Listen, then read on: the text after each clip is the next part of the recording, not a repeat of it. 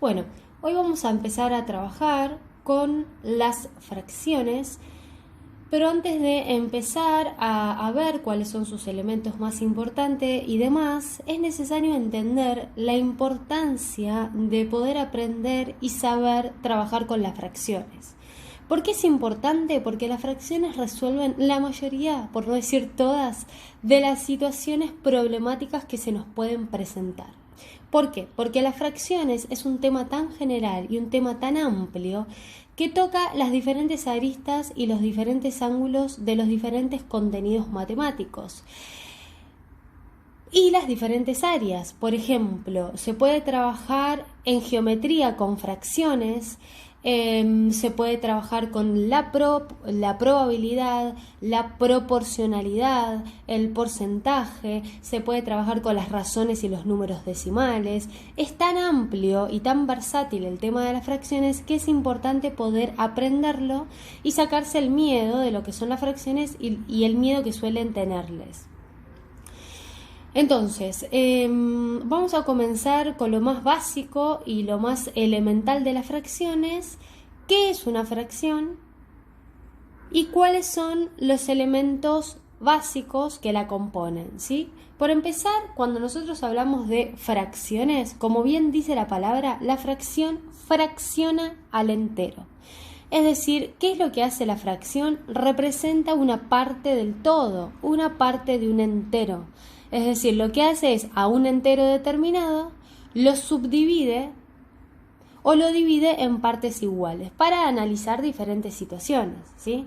Cuando hablamos de un todo, el todo puede asociarse a diferentes situaciones. Por ejemplo, podemos hablar de un todo cuando hablamos de una barra de chocolate. Podemos hablar de un todo cuando estamos hablando de una torta o de una pizza.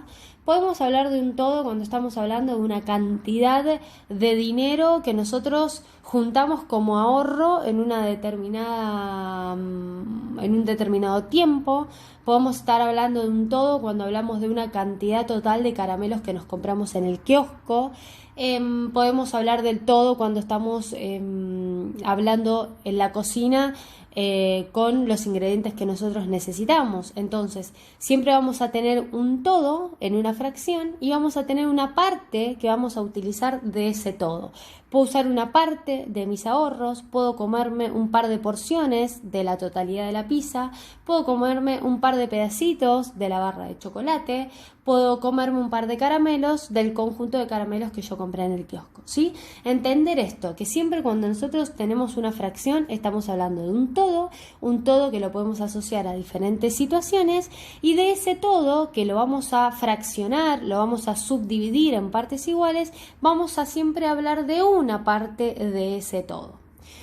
¿Cuáles son los elementos fundamentales y elementales de las fracciones? Bien, siempre que tenemos una fracción, seguramente recordarán, vamos a tener siempre un número arriba y un número por debajo de esta línea, ¿sí? Vamos a darle los nombres formales.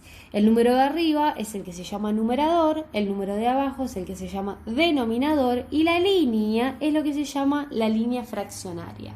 Entonces, en este caso estamos hablando que el todo es el denominador y la parte que tomamos de ese todo la representa el numerador.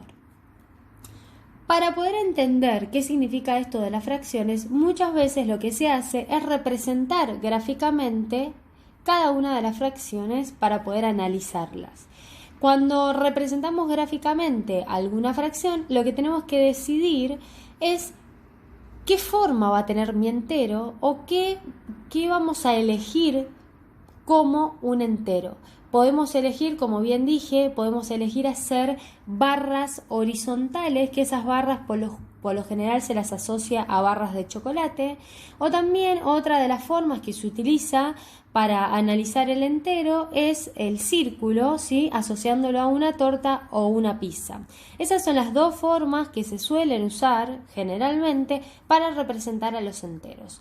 Nosotros vamos a analizar y vamos a representar gráficamente fracciones eligiendo la barra horizontal. ¿Por qué elijo la barra horizontal? Porque me parece que es la más práctica para poder dibujar y es la más rápida. Entonces, si nosotros tenemos que representar, por ejemplo, un tercio en una representación gráfica, lo primero que hay que entender es que el número de abajo siempre me indica en cuántas partes iguales yo voy a dividir a mi entero. Mi entero, que ya repito, puede ser una torta, una pizza, un círculo, puede ser una barra horizontal, puede ser una barra vertical, ¿sí? Entonces, ¿en cuántas partes divido a mi entero? Y de esas partes que yo dividí a mi entero, el numerador indica cuántas voy a tomar, ¿sí? Y en este caso, cuando hagamos la representación gráfica, es cuántas voy a pintar. Por ejemplo, siempre que hago una representación gráfica la tengo que hacer con una regla, ¿sí? ¿Por qué? Porque cuando yo elijo hacer mi entero, este es mi entero, cuando yo elijo hacer mi entero como barra horizontal, es muy importante que si yo después quiero dividir a mi entero en 3 partes iguales, esas 3 partes iguales, para asegurarme que sean iguales, sí o sí las voy a tener que hacer con una regla graduada. Es decir, yo quiero que esto mida lo mismo que esto y mida lo mismo que esto para que sean 3 partes iguales.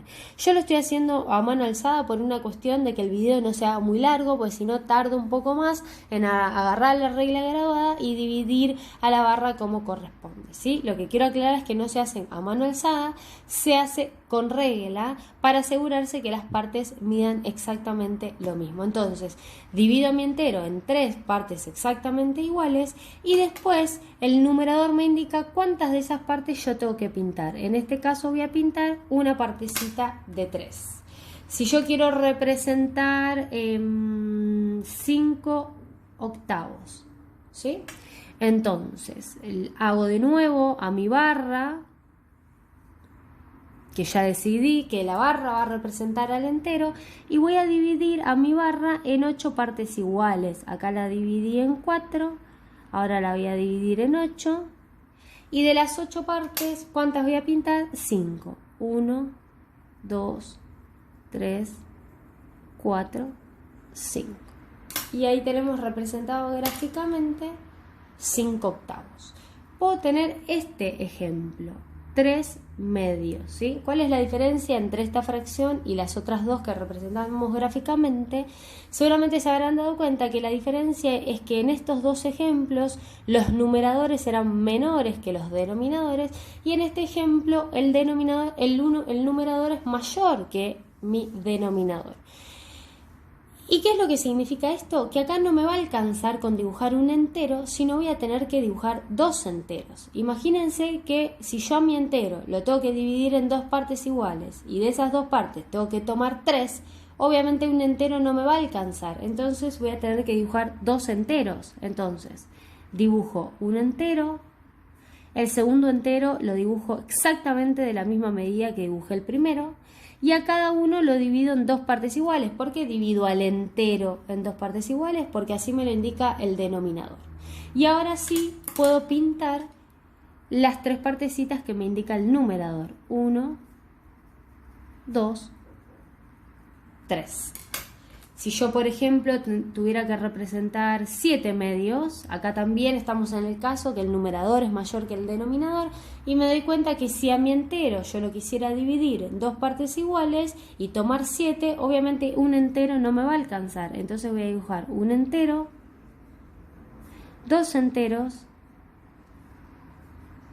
Me doy cuenta que con 2 enteros no me va a alcanzar porque recién ahí tengo 4 partes y yo tengo que pintar 7. Entonces dibujo otro entero más. Ahí también me doy cuenta que no me va a alcanzar. Entonces tengo que dibujar un cuarto entero. O sea, una cuarta barra de chocolate. Y ahí sí estoy en condiciones de pintar 7 partecitas. 1, 2, 3, 4, 5, 6, 7. Entonces, acá yo ya estoy dándome cuenta que hay fracciones en donde con dibujar un solo entero me va a alcanzar para representarlo gráficamente y me doy cuenta que va a haber fracciones en donde no me va a alcanzar un entero, sino que voy a necesitar más de un entero, ¿sí? Esto que estamos viendo acá, ¿sí? Ya estamos adelantándonos a la idea de que existen diferentes fracciones y de que existe una clasificación de fracciones que vamos a ver en el segundo video. Si yo en vez de elegir la barra, por ejemplo, que se asocia siempre al chocolate, hubiese elegido el círculo, perdón, como mi entero, bueno, acá mi círculo es un poco más difícil de dividirlo en 3 partes iguales. Acá tendría que agarrar un transportador, dividir los 360 grados por 3 para que los ángulos me queden exactamente iguales, pero bueno, lo estoy haciendo a mano alzada para que lo visualicen. Divido el círculo en 3 partes iguales y solamente pinto una. Esto es lo mismo, si yo hubiese querido hacerlo en forma de círculo, bueno, dividiré. Acá tengo 4, 5, 6, 7, 8 y solamente pintaré 5, 2, 3, 4, 5. Y en el ejemplo este, por ejemplo, no me alcanza con un círculo, tendré que hacer 2 círculos, los cuales tengo que a los 2 dividirlo en 2 partes iguales y pintar 3 pedacitos. 1, 2, 3.